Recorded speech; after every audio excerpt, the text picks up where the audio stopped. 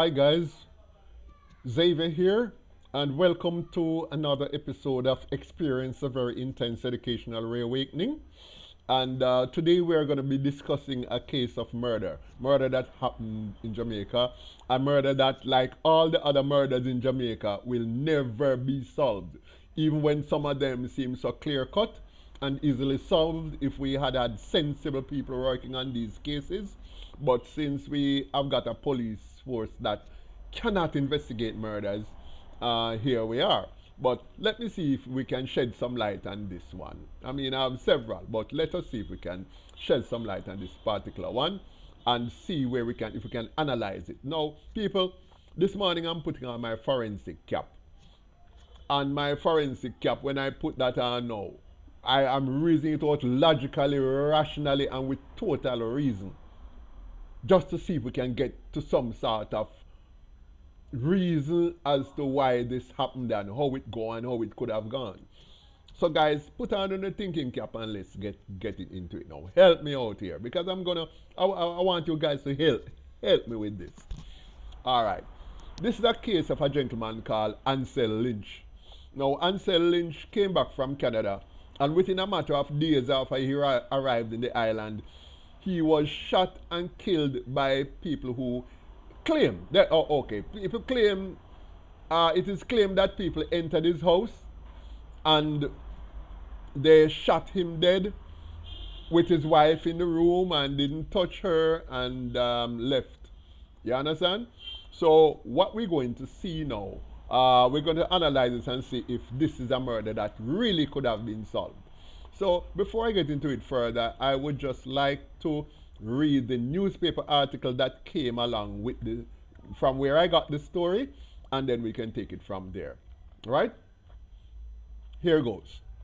The Clarendon police are searching for clues into the murder of a 72-year-old returning resident in the wee hours of Tuesday morning. Ansel Lynch was shot dead 3 days after he arrived in Jamaica from Canada.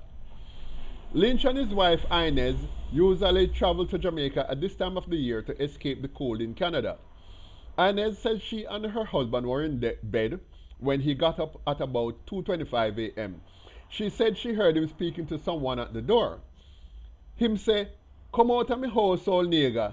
Then them shot him one time, she said. She said he was trying to close the door when he was shot a second time. Inez said that when she latched the door and raised an alarm for her neighbors to call the police.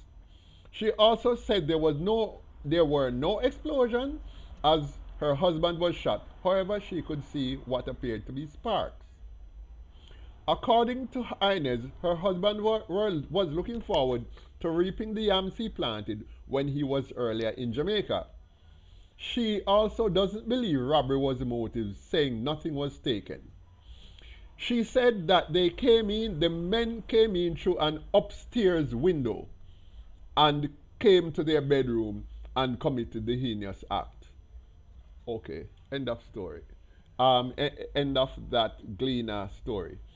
Now, let's get into the part of the story that I don't understand.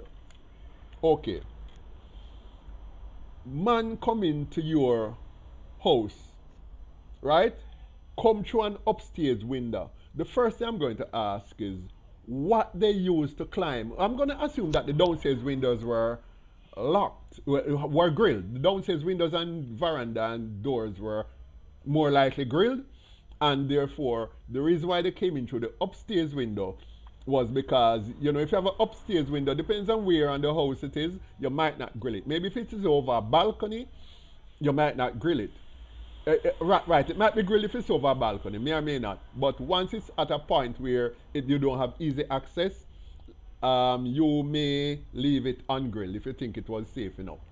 So, okay, what the police would need to have looked at is what did these men use to climb through that window that they climbed through? Did they pile up some crates, use some boxes, were a tree close by the window that they climb the tree, come off on the limb and go into the window, or did they carry a ladder with them? We need to see how these men actually accessed that window that they allegedly came through. Second thing, okay, say the men came through the window. Because I'm assuming it's more than one. Although it could have been one person. Alright, say the person or persons came in through the window. They don't search the house. They don't go anywhere. They know exactly where the man bedroom is. And them go directly at the man bedroom. They open the door, the man get up, she convenient till he was still sleeping until she hear him say, I suppose that they come out of my house, old nigger, where him say, wake her up. Based on how the story goes. It would stand to reason that that was how we should take that. Anyway, she said the man them coming up. After the man them shoot him, she don't hear no gun go off, but she know him get shot.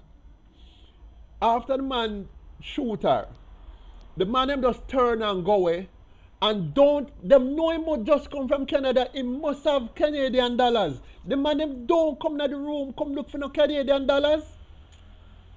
Yeah? Come on, alright. Not only that, them know she was there because when him get shot, him say, Inez, and call her name.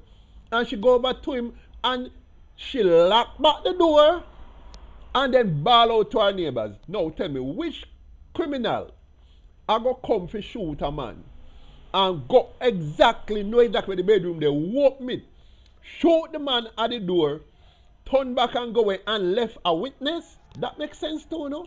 Come on, don't just tell me if that makes sense to you. Not only that, she give away her location and the fact because the thief them never know she was there. Them know now that she's there when she start because she said she cradle man and she start to bawl out. Bawl out to neighbors. Bawl out to neighbors, you know. And the thief them don't turn back and come kill her. I mean, why would any person in that situation bawl out in the first place? Why would they bawl out to give themselves away? Say for example, assume that the thief, the criminal did not know she was there. She give herself away. Why would she do that? Huh? And why would any man come through a window and know exactly where the bedroom there and come and do the killing and don't do no farm and robbery when them know a lot of goodies in a barrel. Lots of goodies them bring down. They must bring box of this, box of that, and enough Canadian dollars. What do you think? Oh, I think she give them criminal, they probably get them Canadian dollars already. Come on. Oh, no, I think them get them Canadian dollars already before them coming at the house. I think so. Well, the thing is, as for the window, it is likely that they didn't even come in through that window. And I think that should be examined, that window. And the method of them coming through the window should be thoroughly examined to see if it is possible and if they can have a breakdown of exactly if they did, because they would have seen whether a ladder was placed there, they could have seen foot marks out there, they could have seen the track marks on them foot rub on the wall as they're going through the window, they would have seen the window blade taken out, and they could have checked for dust on the windowsill to see how that happened, and they would know if that is true. So it can be ascertained. You understand? So probably they didn't even come in through the window. Probably they weren't let in through a door. You understand me? Let us not forget that these things can happen. Now, even greater than that, let's remember one thing. You see, she said she never hear no sound. She said she think them use a silencer because she never hear no gunshot. Now, let me tell you something. That a movie thing. You see, when a gunfire in our real life, it is not like in the movies. You don't hear no squiff sound, no little pew pew sound, like what you see in a show. No.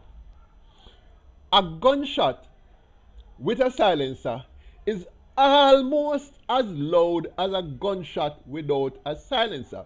Because some of the sound that you hear when a gun fire is not just about the propellant or the gunpowder, as you might call it, exploding. It's also caused by the bullet itself breaking the sound barrier. And you cannot avoid a speeding bullet that goes farther than the speed of sound to not make a noise.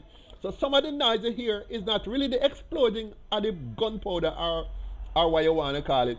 Part of that is the bullet itself breaking the sound barrier, and then it gives you that sonic boom, which a silencer cannot suppress.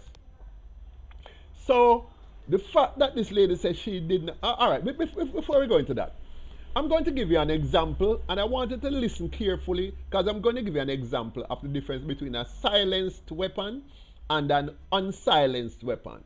And when you listen to the sound of the silenced weapon and the unsilenced weapon, I'm going to get back to you and we take it up further. But one step at a time. Now, listen this.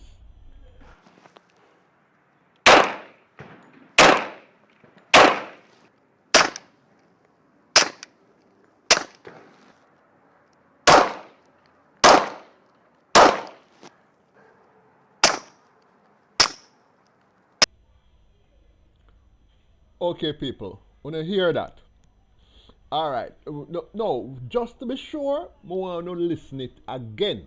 All right, listen it again, and to pick up the level of sound between the the suppressed and unsuppressed report in the gun.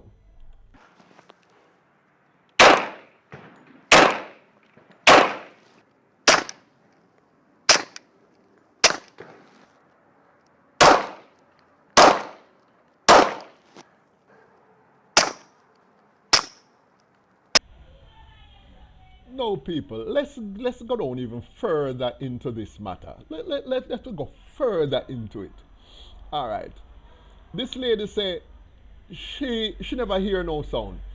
She was about maybe, I mean, a typical bedroom in Jamaica would be, she could be more than 10 feet, probably 10 feet away from where the shots were fired. And she said she didn't hear any. Now, we're going to look at some technicalities. Bear with me, these technicalities are not going to bore you. You're not going to find it boring. Listen. Okay. I'm assuming that the killer used a ordinary 9mm because them not going to bring long gun for that because they're not expecting a shootout and they're not expecting a long range firing. They're going to stand a few, maybe inches, feet or inches from a man and kill him. So a little handgun coming through a window, if that's what they did, was all they need. So assuming it's just an ordinary handgun.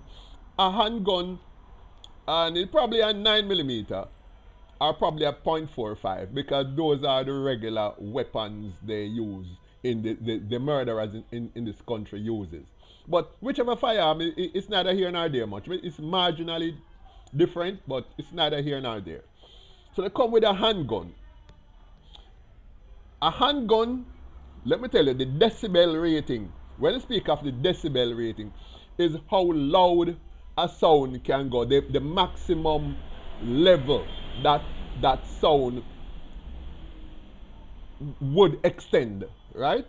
And the decibel rating for a handgun is between 140 to 165 decibels. 140 to 165 decibels. That is the decibel rating for a handgun, whichever one it is. It can only be a minimum of 140 to a maximum of 165. Rifles is a different case, but we're not going to rifles now. All right. A suppressed firearm, a suppressed handgun, comes in at 120 to 150 decibels. So compare 140 to 165 to 120 to 150. So in other words, you only lose about 15 to 20 decibels for each between the suppressed and the unsuppressed gun. These are facts. These are forensic facts. So if this woman going to tell us that she did it and she no hear a silenced weapon with sound as loud as the unsilenced weapon, you see the woman, something is off. Hold on. Let's go into this a little deeper. A blender. We know we at Jamaica, we know how blender sound. You know the decibel rating of a blender? Alright, I'm going to tell you now. A blender coming at 88 decibels. 88 decibels. That is the rating into for the loudest it can go is 88 decibels. Now, a gunshot is twice as loud as a blender, right? And no, let me tell you now, this incident happened allegedly at about 2:25 a.m. At 2:25 a.m.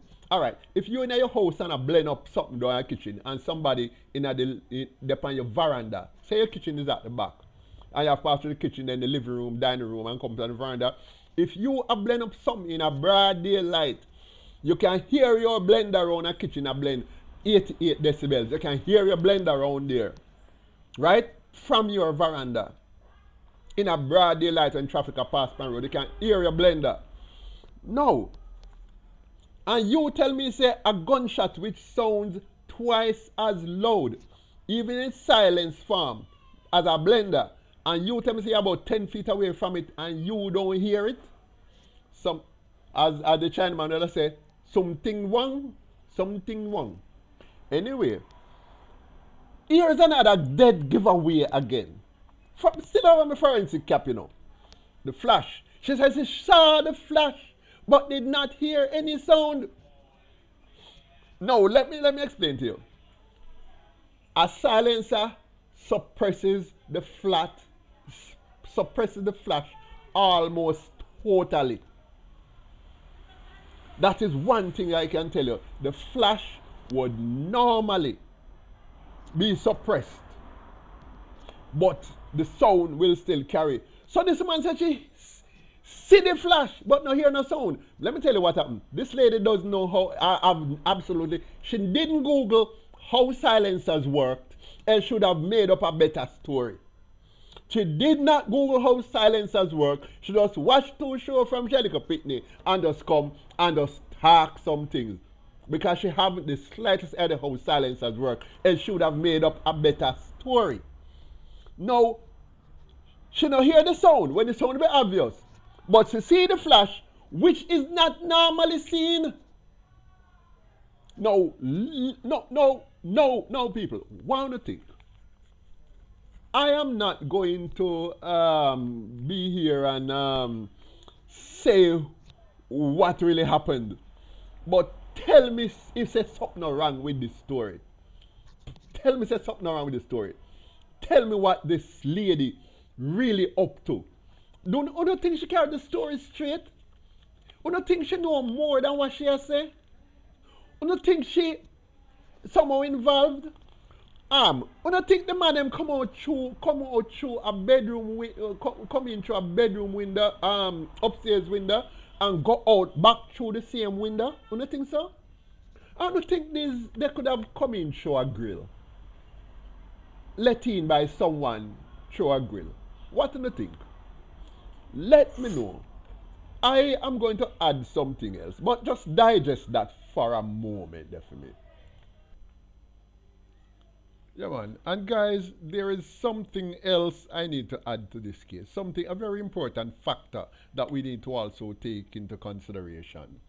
There is this phenomenon that is well known in psychology and is well used as a interrogative technique in the FBI, the CIA, and in most law enforcement agencies and intelligence agencies worldwide.